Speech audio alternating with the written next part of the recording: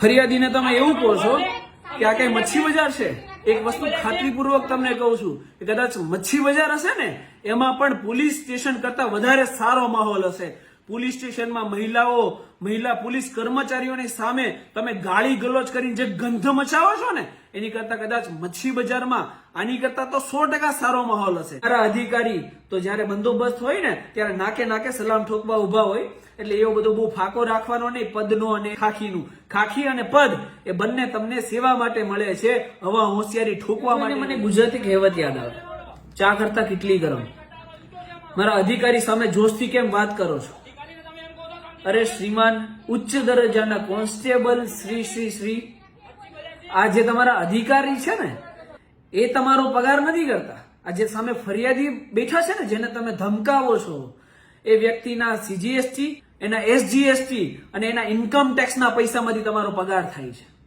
અને તમે એને ધમકાવી રહ્યા છો કે અમે તમારી સામે આઈટી એક્ટ મુજબ ગુનો નોંધીએ. કયા ગજવામાંથી કાયદા લાવો છો? અધૂરો ઘડો છલકાઈ ઘણો. થોડા કાયદા વાંચો શ્રીમાન ડફોળ અને કાયદાના અજાણ પોલીસ કોન્સ્ટેબલ શ્રી. જ્યારે નામદાર supreme court, high court, district court તમામ લાઈવ રહીને 365 દિવસ લાઈવ રહીને જ્યારે ન્યાય આપવાની કામગીરી કરે છે ત્યારે ખુરશીમાં પોળા થઈને બેઠા હોય એવા તમારા કથિત પોલીસ અધિકારી જ્યારે ફરિયાદીની ફરિયાદ ના નોંધતા હોય ત્યારે એનું રેકોર્ડિંગ કરવું ને એ કોઈ પણ સંજોગોમાં ગુનો બનતો નથી. અને જે તમે તમારી માટે અધિકારી છે ને એ સામાન્ય લેંગ્વેજમાં પોલીસ કર્મચારી છે જે અમારા ટેક્સના પૈસાનો પગાર લે છે અને એની એક નૈતિક ફરજ છે કે અમારી ફરિયાદ નોંધે. કદાચ એવું બની શકે કે પોલીસ સ્ટેશન તો તમારે દહેજમાં આવ્યું હોય અને દહેજમાં આવ્યું છે એટલે એ પોલીસ સ્ટેશન અને પોલીસ ચોકીની અંદર તમે મજા એવા કાયદા બનાવીને મજા એવી ફેબ્રિકેટેડ એફઆઈઆર કરાવી દો. પણ લોજિકલી જ્યારે કોઈ પણ વ્યક્તિ એ પોલીસ કર્મચારી જે કાયદાથી વિરુદ્ધ કામ કરી રહ્યો છે એનું રેકોર્ડિંગ કરે ને ક્યારેય ગુનો બનતો નથી. તમે આઈટી એક્ટ તો કહી દીધી પણ કઈ કલમ? મને ખબર છે આઈટી એક્ટ ની 72 લગાવો પણ ક્યારેય આઈટી એક્ટ ની 72 લાગે જ્યારે કોઈ પણ વ્યક્તિ પોલીસના જે સિક્રેટ કોન્ફિડેન્શિયલ ડોક્યુમેન્ટ હોય, એનું કોમ્પ્યુટર હોય, એના જે ડોક્યુમેન્ટરી એવિડન્સ હોય, કેસના કાગળિયા હોય એનું વિડીયો રેકોર્ડિંગ કરે ને ત્યારે ગુનો બને. ખુરશીમાં પોળાથીને બેઠા હોય અને ફરિયાદીઓની ફરિયાદ ના સાંભળતા હોય ને એનું રેકોર્ડિંગ કરે ને એ ક્યારેય ગુનો બને નહીં. એટલે થોડી કાયદાની જાણકારી મેળવો અને પછી હોશિયારી, ધમકીઓ, મહિલાને મારવાનું અને ફરિયાદીઓને ધમકાવવાનું એ બધું કામ પછી કરો. કાયદા હજી થોડાક તમને એડવાન્સમાં સમજાવું છું કે જ્યારે મહિલા ફરિયાદી પોલીસ સ્ટેશનમાં આવે, એની ફરિયાદ ના લેવામાં આવે ને યાર ઉદ્ધતાઈ અને અભદ્ર વર્તન કરવામાં આવે અને એને ધમકાવવામાં આવે ને એ આઈપીસી ની ધારા 509, 354 અને 506 મુજબ ગુનો બને છે અને પોલીસ કર્મચારીને પણ લાગુ પડે છે.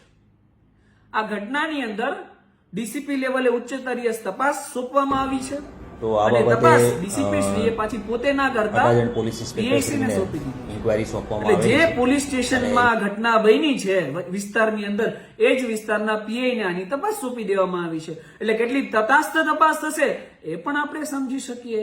ચોર ઓર ચોર ચચેરે ભાઈ. આમાં શું થવાનું ને એ આપણને બધાને ખબર છે. પણ જે મહિલા ફરિયાદી આમાં ભોગ બનનાર છે, ઘટના જે પણ હોય એમાં મારે જવું પણ નથી, પણ ફરિયાદીની ફરિયાદ લેવી એ તમારી પ્રાથમિક ફરજ છે.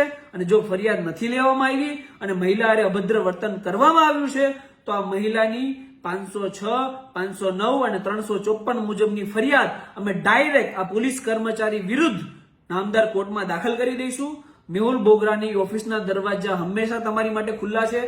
4:30 વાગ્યાથી લઈને 6 વાગે સાંજે અમારી ઓફિસ પર આવી જજો.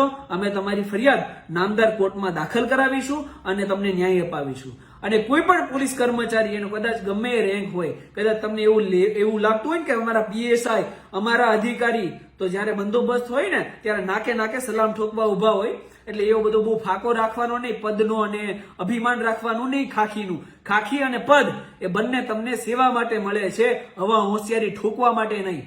અને ફરિયાદીઓને ન્યાય મળે એટલા માટે મળે છે, ફરિયાદીઓને ધમકાવવા માટે નહીં. એટલે ગુજરાતના કોઈ પણ ખૂણે કદાચ કોઈને એવું હોય કે અમે ફરિયાદીને ધમકાવી લઈશું અને મજા આવે એમ અમારી ચોકી, જેમ પોલીસ સ્ટેશનને ચોકી દહેજમાં મળ્યું છે એ રીતે મજા આવે એમ ચલાવશું ને તો એ મેહુલ બોગરા ક્યારેય ચલાવવા દેશે નહીં. હરેક વ્યક્તિ જે ખાખીની ખુમારી જાળવવાને બદલે ખાખીને બદનામ કરવાનું કામ કરશે ને એની સામે મેહુલ બોગરા અવાજ ઉઠાવશે. પૂરું કરી લેવાનો. તમારી કરતા અવાજ ઊંચો છે અમારો. અધિકારીને તમે એમ કહો છો શાંતિ રાખો એમ? આ કે તમારું ઘર છે? આ મચ્છી બજાર છે? મચ્છી બજાર છે? ખોટી હોશિયારી નહીં કરવાની. જો બેન જે તમને શાંતિની વાત કરો. બંધ નહીં થાય. તમારી કરતા નહીં થાય. જેની જેની આને કયા મચ્છી બજાર તો એની અહીનો ગુનો દાખલ કરાવવો ITF નો. વિડીયો ઉતારે છે ને મારી પરમિશન વગર ઉતાર તમતારે જા. ઉતારો વિડીયો તમતારે. તમે બેન જયારે વાત કરતો એની વાત કરવાની ઊંચા અવાજે, અમારી યાર ઊંચા અવાજે વાત નહીં કરો.